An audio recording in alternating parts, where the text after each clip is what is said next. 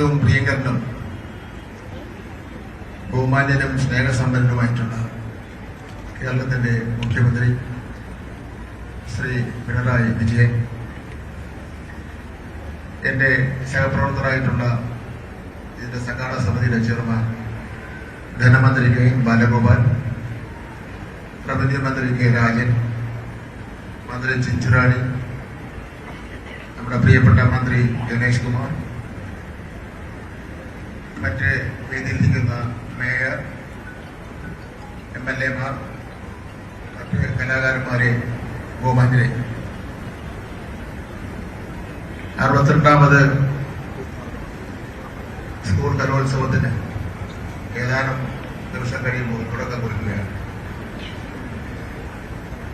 15 വർഷത്തിന് ശേഷമാണ് കൊല്ലത്തെ കലോത്സവം നടക്കുന്നത്. ഏഷ്യയിലെ തന്നെ ഏറ്റവും വലിയ കലോത്സവമെന്നാണ് കണക്കാക്കപ്പെടുന്നത്.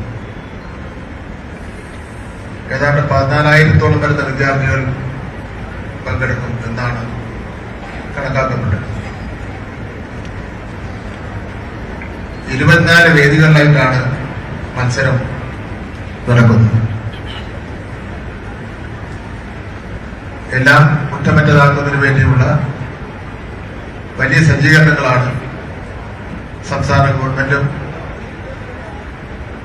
കൊല്ലം ജില്ലയിലെ വർഗഭോജന രാഷ്ട്രീയ പാർട്ടി പ്രസ്ഥാനങ്ങളൊക്കെ തന്നെ ഒരുക്കിയിരിക്കുന്നത്. എല്ലാ വിദ്യാർത്ഥികൾക്കും താമസിക്കുന്നതിനുള്ള സൗകര്യം ഒരുക്കിയിട്ടുണ്ട്.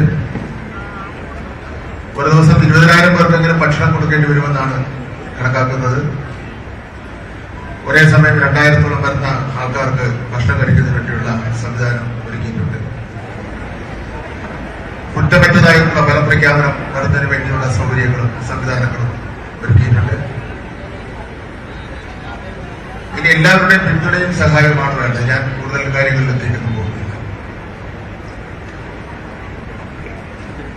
നമ്മുടെ കുറെ നാളുകളായി നടക്കുന്ന ഈ കലോത്സവം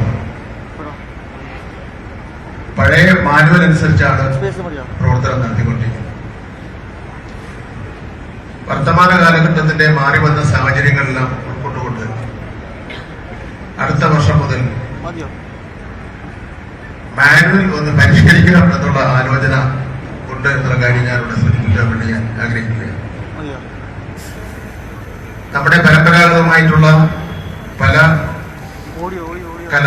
സംസ്ഥാന സ്കൂൾ കലോത്സവത്തിന്റെ ഉദ്ഘാടന ചടങ്ങുകൾ ആരംഭിച്ചിരിക്കുകയാണ്. വിദ്യാഭ്യാസ മന്ത്രി സംസാരിക്കുന്നതാണ് കാണുന്നത്. നമുക്ക്